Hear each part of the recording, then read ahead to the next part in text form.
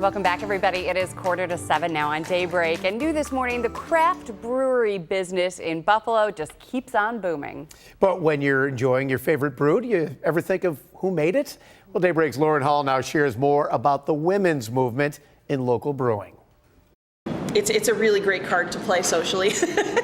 Nobody was ever excited to hear about my job when I was a chemist, and that's not the case with brewing. Kim Reynolds was the second brewer on board when Big Ditch Brewing Company opened about 7 years ago. She left her old job for something that was more flexible for her growing family. This brewery was hiring part-time, and we had been recreational home brewers for a decade and a half at that point, so it kind of made sense to slide my resume this way. Kim is now full-time, and she's part of a growing number of Western New York women leaving behind other careers for beer, including her coworker, Devin Carmen.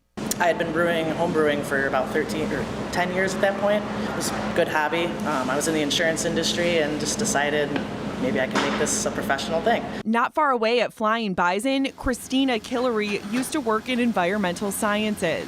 But I have seen there's plenty other women brewers now around town. I think I used to be one of the only ones, but now there's quite a few. It's not a thing anymore to say, oh my gosh, there's a woman brewer. I think that you don't identify them as women brewers, you identify them as brewers. Paul Leone is the executive director of the New York State Brewers Association. He says women have been playing a strong role in the success of the industry across the state, which added 26 breweries in the last year despite the pandemic. There's still room to grow for sure, but women in the brewing industry isn't so uncommon as it used to be. More women are owning and operating breweries too, like Jennifer Newman of the Young Lion Brewing Company in Canandaigua. We can do about 11,000 barrels a year. And yeah, we're one of the few truly woman-owned and managed breweries in the country. Before she followed her taste buds to the craft beer scene, Newman owned software companies and worked in accounting. She says one reason the brewery biz is attracting women from other fields is because of how accepting it is. This is the first industry that I felt that I came to the table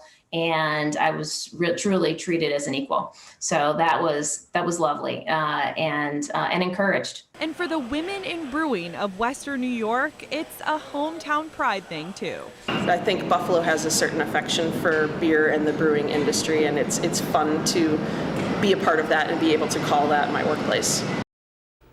Now, inclusivity beyond just gender is a major goal of the New York State Brewers Association right now. We have linked to more information about how they're working to make the industry a welcoming place for people of color, the LGBTQ community, people with disabilities, and more, all with this story on WGRZ.com. Reporting in the newsroom, Lauren Hall, Channel 2 News.